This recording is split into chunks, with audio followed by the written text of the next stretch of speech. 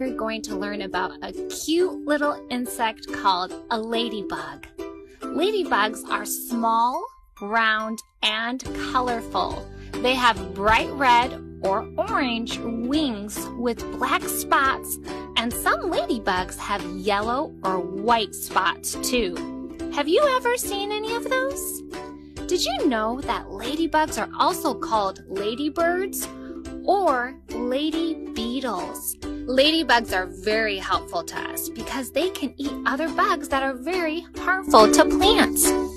They also help to pollinate flowers. Ladybugs are very special insects, so next time you see a ladybug, remember how